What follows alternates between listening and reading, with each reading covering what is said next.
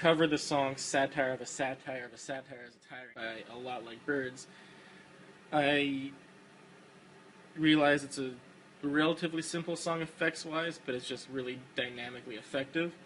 So I don't have my amplifier right now, so I'm using a Pod, Pod X3 Live with the Citrus D30 amp that looks like this.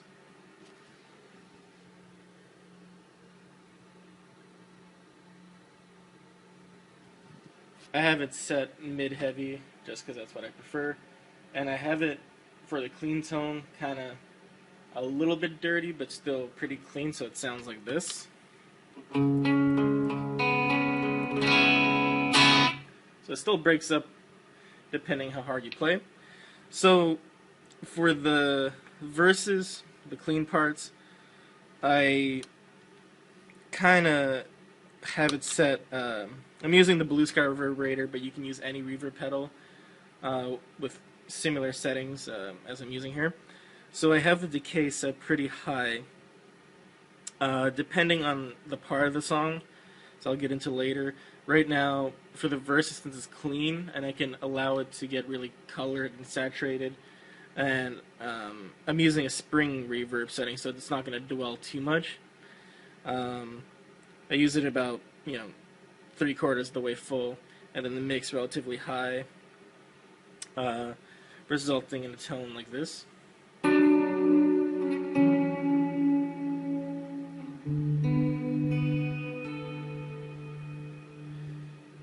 And on top of that, it's set to a mod setting. If you don't have that setting on your reverb pedal, if you have a chorus pedal or any sort of modulation pedal, just put that into the mix. This guy kind of gets two birds stoned at once with that little setting there. And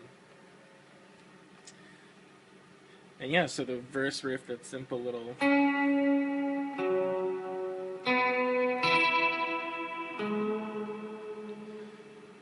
But that's not all. I also, since it's a very warm, kind of in the background kind of sounding guitar, on top of that I use the DL4 for a delay to thicken up the tone and warm it up a lot more by using the tape delay setting, or tape echo.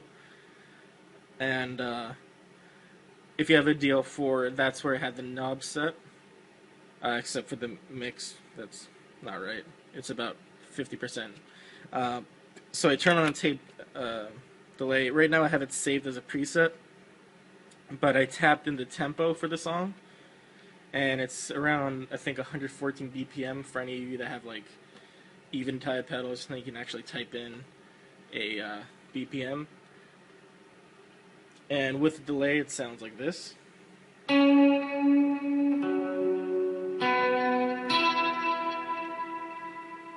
It's a modest amount of repeat, so it doesn't dwell and bleed over notes too much. And then the distortion tones, without any effect, gets a little bit noisy, but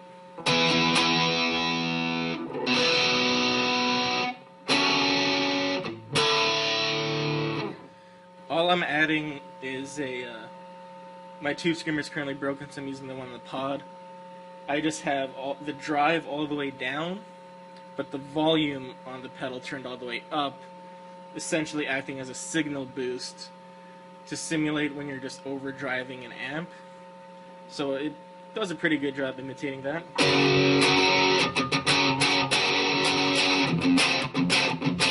The distorted guitar uses effects only for a couple riffs. It has, again, that same delay setting. It's a terrible example of that. And then for the intro and the choruses, that tremolo picking part, again, I increased the dwell a little bit on that delay on the reverb pedal, mix that in, and you can even hear that chorus modulated in effect kind of going and slightly changing the pitch of that buzz there. So with that in the intro, I alternate between using the neck or bridge pickup depending on what I feel suits the mood at the time. And for example, the intro riff, I used the bridge pickup because I wanted a bright attack, coming into the song to open it up, so it sounded like.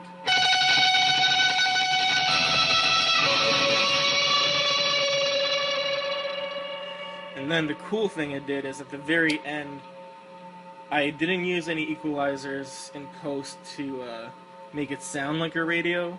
All I did was I set my guitar to the neck pickup, and then depending on what your amp is set at, if it's already pretty dark, it'll still sound kind of cool.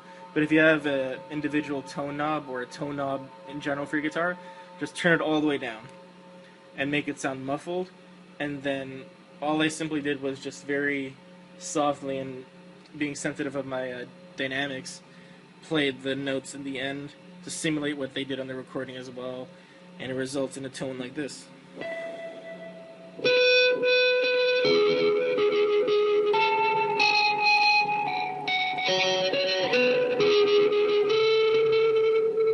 So with those reverbs and mods and delays, the notes kind of mash up, but they have the sound of a battery dying kind of effect, you know, if you're using a preamp or guitar pedals and, you know, the sound when your battery's dying, it kind of sounds weak. So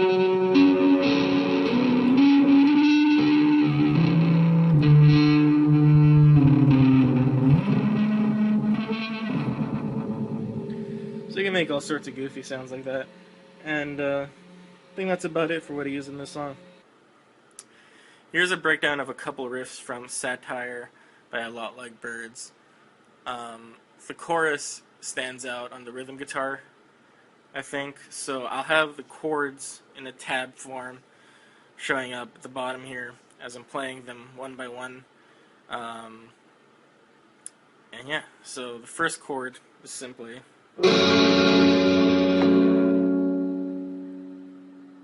I have a noise suppressor right now, so there's no buzzing, so that's why the note kind of fades out funny.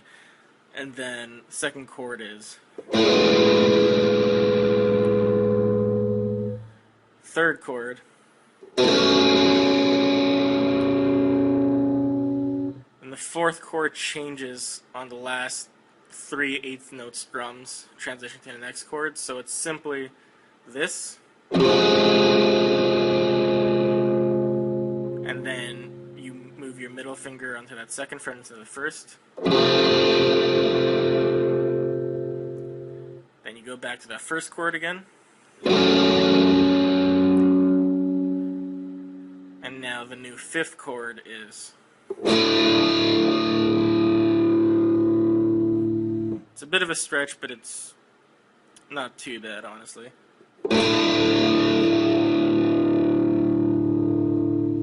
a pretty big chord, though.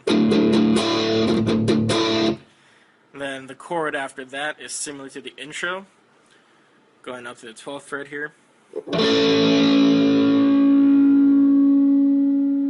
Then the chord after that, much like the last chord in the first progression, first part of the chorus, it has the notes in the G string changing as it goes along. So the first 9 or so strums are this. And you kind of slide that note down in a manner like this. Then you only strum that, I think, 6 times the first chorus because it pauses and then it has a bit of a as a refrain to the intro. The other tricky riff, which I still am going to butcher right now, I'll have the tab right here, so you'll see it as I'm playing it wrong here, but that's right. I am probably going to do this wrong. But it's kind of funky, and like really rhythmic riff, so it's at some whatever tempo. Yeah, see, I butchered it. Alright.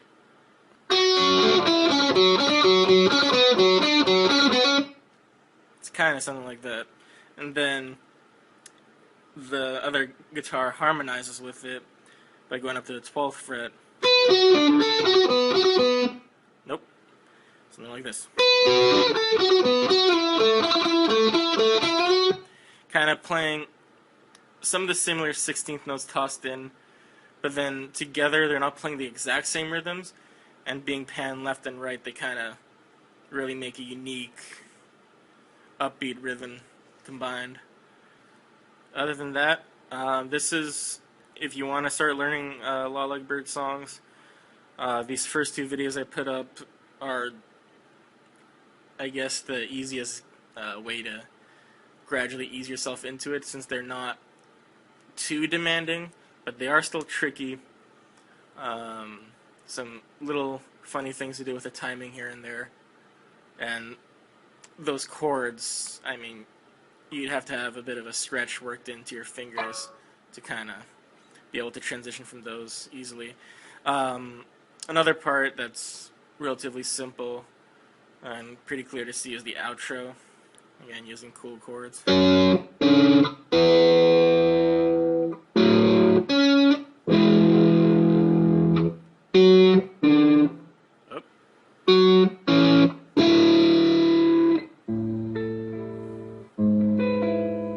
Those last two chords are pretty tough because I'm having trouble muting those strings in between because it's just the low E and the high B and E together.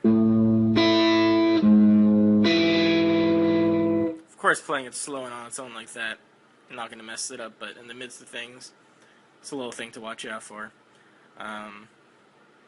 Until next time, I'll see you guys later.